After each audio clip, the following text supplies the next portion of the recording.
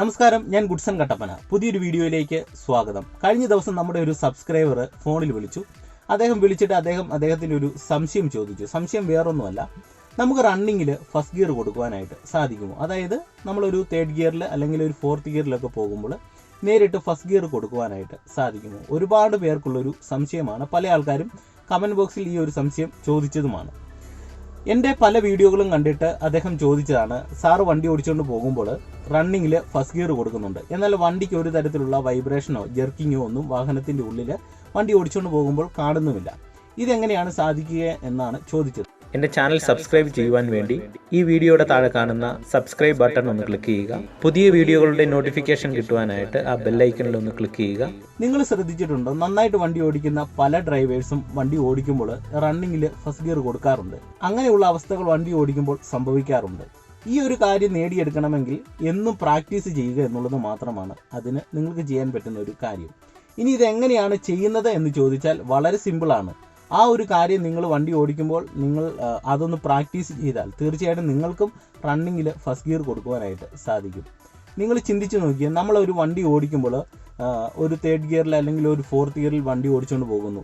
പെട്ടെന്ന് നമുക്ക് first gear കൊടുക്കണം. ഫസ്റ്റ് ഗിയർ കൊടുക്കാൻ വേണ്ടി നമ്മൾ വണ്ടി മൊത്തത്തിൽ നിർത്തിയതിന് ശേഷമല്ല ഫസ്റ്റ് ഗിയർ കൊടുക്കുന്നത്. അപ്പോൾ വണ്ടിയുടെ റണ്ണിങ് പൂർണ്ണമായിട്ട് നിർത്തിയിട്ട് നമ്മൾ ഫസ്റ്റ് ഗിയർ കൊടുത്തു കഴിഞ്ഞാൽ തൊട്ടു പുറകിൽ മറ്റു വാഹനങ്ങൾ വരുന്നുണ്ടെങ്കിൽ നമ്മുടെ വാഹനത്തെ തട്ടുവാനുള്ള സാധ്യതകൾ കൂടുതലാണ്.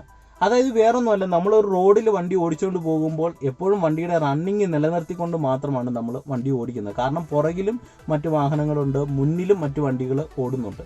അപ്പോൾ എപ്പോഴും ഒരു ഡ്രൈവർ ചെയ്യുന്നത് ഫസ്റ്റ് ഗിയർ കൊടുക്കേണ്ട ഒരു അവസ്ഥ വരുമ്പോൾ തീർച്ചയായിട്ടും വണ്ടിയുടെ റണ്ണിങ് നിലനിർത്തിക്കൊണ്ട് തന്നെ ഫസ്റ്റ് ഗിയർ കൊടുക്കാറുണ്ട്.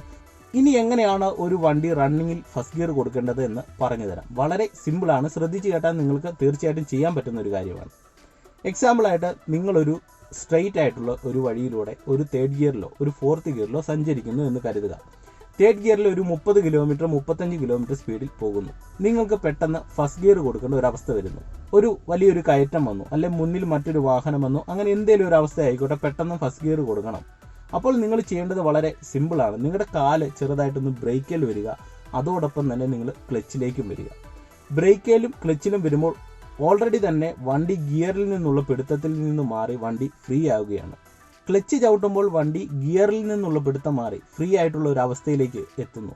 വണ്ടി ഓഫായി പോകത്തില്ല. ആ കൂട്ടത്തിൽ നമ്മൾ ബ്രേക്കും കൂടെ അപ്ലൈ ചെയ്ത് വണ്ടിയുടെ സ്പീഡ് കുറയ്ക്കുന്നു. അതായത് ഒരു 30-35 കിലോമീറ്റർ സ്പീഡിൽ ഒരു തേർഡ് ഗിയറിൽ പോകുമ്പോൾ നമ്മൾ ഈ കാര്യങ്ങൾ ചെയ്യുമ്പോൾ വണ്ടിയുടെ വേഗത സ്വാഭാവികമായിട്ടും കുറയുകയാണ് ചെയ്യുന്നത്. അങ്ങനെ ഒരു 10 കിലോമീറ്റർ താഴെ വേഗതയിലേക്ക് നമ്മുടെ വണ്ടി എത്തുന്നു. അപ്പോഴും വണ്ടിക്ക് റണ്ണിങ് ഉണ്ട്. ആ കൂട്ടത്തിൽ നമ്മൾ എന്ത് ചെയ്യുന്നു? തേർഡ് ഗിയറിൽ നിന്ന് മാറ്റി ഫസ്റ്റ് ഗിയറിലേക്ക് ഇട്ട് കൊടുക്കുന്നു. ഇട്ട് കൊടുത്തതിന് ശേഷം മെല്ലെ ക്ലച്ചിൽ നിന്ന് കാലയക്കുന്നു. ആ ഒരു സമയത്ത് വണ്ടി പതുക്കെ ഫസ്റ്റ് ഗിയറിലേക്ക് എത്തുകയാണ്. അതായത് ക്ലച്ചിൽ നിന്ന് മെല്ലെ കാലയക്കുമ്പോൾ ഓൾറെഡി വണ്ടി ഫസ്റ്റ് ഗിയറിലേക്ക് എത്തുകയാണ് ചെയ്യുന്നത്. ഇങ്ങനെ എത്തിക്കഴിയുമ്പോൾ നമ്മൾ എന്ത് ചെയ്യുന്നു? നമ്മൾ ക്ലച്ചിൽ നിന്ന് കാല് മാറ്റുന്നു, ബ്രേക്കിൽ നിന്ന് കാല് മാറ്റുന്നു, വീണ്ടും ആക്സിലറേറ്റർ കൊടുക്കുന്നു. അപ്പോൾ വണ്ടിക്ക് ഒരു തരത്തിലുള്ള വൈബ്രേഷൻ വണ്ടിക്കില്ലാതെ നമുക്ക് ഫസ്റ്റ് ഗിയർ ഇട്ട് കൊണ്ടുപോകുവാനായിട്ട് സാധിക്കുന്നു.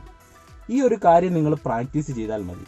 ഒരു കാരണവശാലും നിങ്ങൾ തേർഡ് ഗിയറിൽ നിന്ന് ഒരു 30-35 കിലോമീറ്റർ സ്പീഡിൽ പോകുമ്പോൾ പെട്ടെന്ന് നേരിട്ട് ഫസ്റ്റ് ഗിയർ കൊടുക്കുക, പെട്ടെന്ന് തന്നെ ക്ലച്ചിൽ നിന്ന് കാലയക്കുക, അങ്ങനെ ഒരു കാര്യം നിങ്ങൾ ചെയ്യാൻ പാടില്ല. കാരണം 30-35 കിലോമീറ്റർ സ്പീഡിലാണ് വണ്ടിക്ക് പോകുന്നത്. ആ വേഗത വണ്ടിയിലുണ്ട്. അങ്ങനെയുള്ള അവസ്ഥയിൽ പെട്ടെന്ന് ഫസ്റ്റ് ഗിയറിലേക്ക് ഇട്ട് കൊടുത്തു കഴിഞ്ഞാൽ ആ സ്പീഡ് മെയിൻറ്റെയിൻ ചെയ്ത് ഫസ്റ്റ് ഗിയറിലേക്ക് ഇട്ട് കൊടുത്താൽ വണ്ടിക്കുള്ളിൽ ജെർക്കിങ് ഉണ്ടാകും. അപ്പോൾ ആ ഒരു വൈബ്രേഷൻ ഉണ്ടാകാതിരിക്കാൻ എന്ത് ചെയ്യണം? ഞാൻ ഈ പറഞ്ഞതുപോലെ തന്നെ വണ്ടിയുടെ വേഗത കുറയ്ക്കുക. വണ്ടിയുടെ വേഗത കുറയ്ക്കുവാൻ ബ്രേക്കിലേക്ക് വരിക, ക്ലച്ചിലേക്ക് വരിക.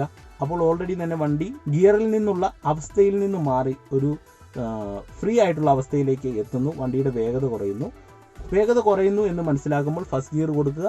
ഫസ്റ്റ് ഗിയർ കൊടുത്തതിന് ശേഷം ക്ലച്ചിൽ നിന്ന് മാക്സിമം സ്ലോയിൽ കാലയക്കുക. ആ ഒരു സമയത്ത് വണ്ടിക്ക് റണ്ണിങ് ഉണ്ടാകും. അതിനുശേഷം ആക്സിലറേറ്റർ കൊടുത്ത് മുന്നോട്ട് പോവുക. അപ്പോൾ ജെർക്കിങ് ഇല്ലാതെ നിങ്ങൾക്ക് വണ്ടി എടുക്കാനായിട്ട് സാധിക്കും. ഈ ഒരു കാര്യം ഒരു എക്സ്പേർട്ട് ആയിട്ടുള്ള ഡ്രൈവർ ചെയ്യുന്നതാണ്.